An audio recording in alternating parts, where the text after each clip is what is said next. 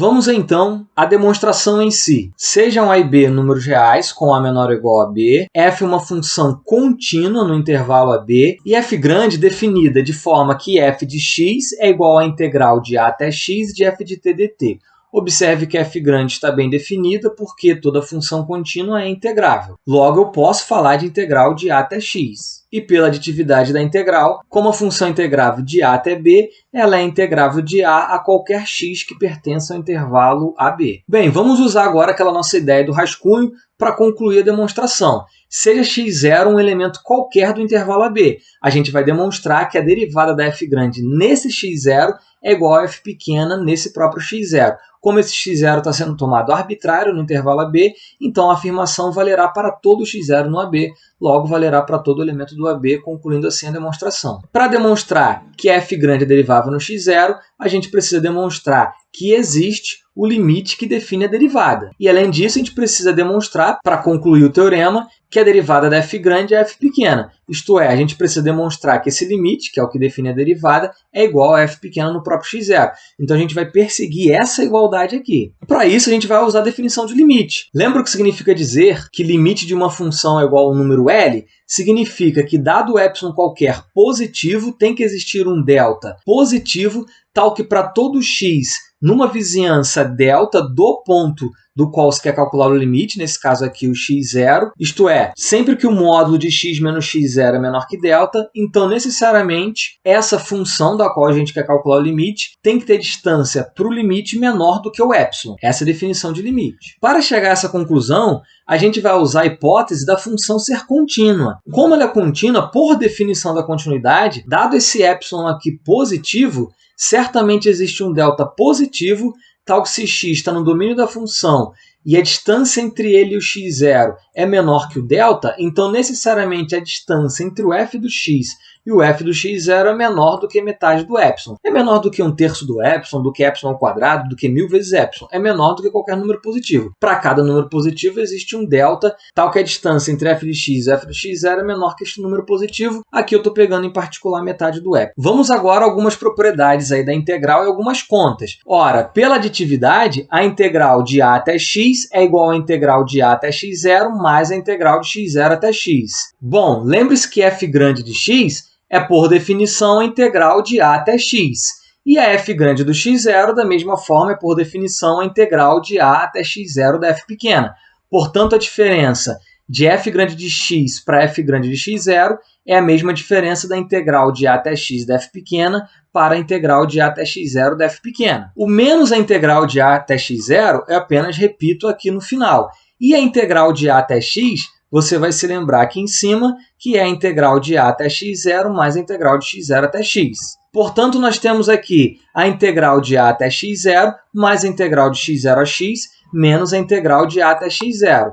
Ora, a integral de a até x0 menos a integral de a até x0, obviamente, dá zero. Então, sobra apenas a integral aqui no meio, que é a integral de x0 até x. Além disso, pela integral da constante, a integral de x0 até x da constante f de x0 é igual à constante f de x0 que multiplica o módulo de x menos x0.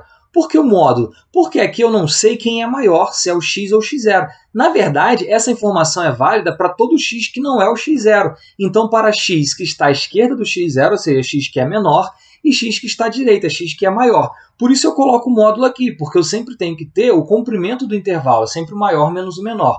Logo, quando eu coloco o módulo de x menos x0, eu garanto que estou sempre falando do maior deles menos o menor deles. Agora, olhando essa igualdade aqui, passando o módulo de x menos x0 para o outro lado, ele que está do lado direito multiplicando, passa para o lado esquerdo dividindo.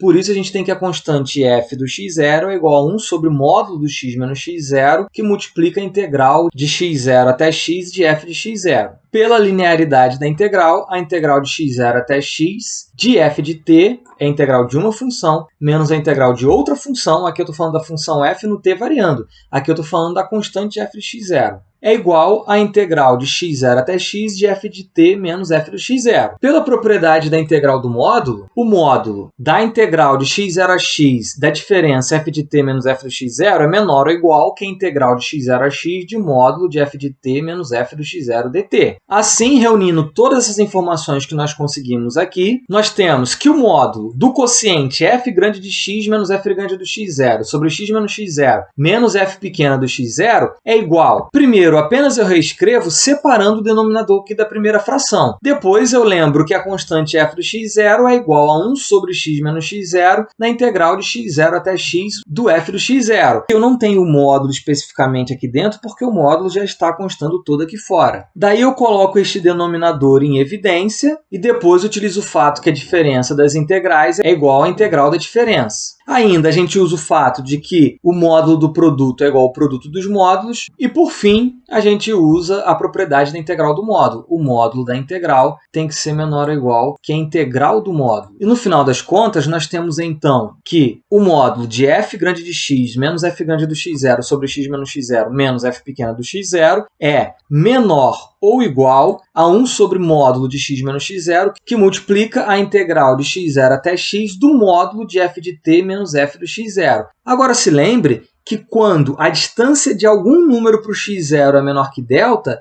então a distância do f desse número para o f do x0 é menor que epsilon sobre 2. Ora, se a distância do x para o x0 é menor que delta, então a distância do t para o x0 também tem que ser menor que delta, porque o t está entre x0 e x. Assim, pela continuidade da função, a distância entre o f do t e o f do x0 é menor que epsilon sobre 2. E aí a gente vai usar a monotonicidade da integral. Como esta função toda aqui à esquerda, a função módulo de f de t menos f do x0, é menor que esta função aqui à direita, que é simplesmente a função constante epsilon sobre 2, nós temos pela monotonicidade da integral a parte 1, que a integral da que está à esquerda é menor ou igual que a integral daquela que está à direita. Ou seja, a integral de x0 até x de módulo de f de t menos f do x0 é menor ou igual que a integral de epsilon sobre 2, que é o que eu repeti aqui embaixo. Só que a integral de epsilon sobre 2 é a integral de uma constante, que tem que ser igual à própria constante, que multiplica o comprimento do intervalo de integração. Agora, junta essa informação grifada aqui em azul com a informação que a gente obteve lá em cima, e eu estou grifando agora aqui de verde. O módulo de f grande de x menos f grande de x0 sobre x menos x0 menos f pequena de x0 é menor ou igual que 1 sobre módulo de x menos x0, que multiplica a integral de x0 até x do módulo de f de t menos f do x0 dt. Junta essa aqui em verde com essa em azul, e a gente tem o seguinte. O módulo de f grande de x menos f grande de x0 sobre x menos x0 menos f pequena de x0, que é menor ou igual que 1 sobre módulo de x menos x0, que multiplica a integral de x0 até x de módulo de f de t menos f de x0 dt, a gente já tinha conseguido lá em cima, agora a gente conseguiu que isso é menor ou igual a 1 sobre módulo de x menos x0, que multiplica módulo de x menos x0, que multiplica epsilon sobre 2, a integral já era menor que módulo de x menos x0, que multiplica epsilon sobre 2, e o denominador apareceu quando eu multiplico aqui de ambos os lados. Agora, 1 sobre módulo de x menos x0, que multiplica módulo de x menos x0 dá 1, sobra apenas o epsilon sobre 2. Só que epsilon sobre 2, por sua vez, é estritamente menor que o epsilon. A metade do epsilon é estritamente menor que epsilon. No fim de tudo, a gente conseguiu que a diferença entre este quociente e o f pequeno do x0 é menor do que epsilon, sempre que x está no domínio da função f grande e a distância para o x0 é menor que delta. Ora, sempre que x pertence ao domínio e módulo de x menos x0 é menor que delta, eu consigo que a diferença entre a função e o ponto candidato limite em módulo é menor do que o epsilon, para aquele epsilon que foi dado arbitrário. Então, pela definição do limite, a gente conclui que limite da função, que nesse caso aqui é o quociente, é igual ao f do x0. Só que esse limite aqui é justamente o que define a derivada. Então, nós concluímos que a derivada da f grande no ponto x0 é igual a f pequena no ponto x0. Como o x0 foi tomado arbitrário no intervalo AB, a gente conclui que isso é verdadeiro para qualquer x0 no AB. Então, em todo o AB, a função f grande é derivável e a derivada dela é f pequeno. Concluindo assim a demonstração da prévia 1 do teorema fundamental do cálculo.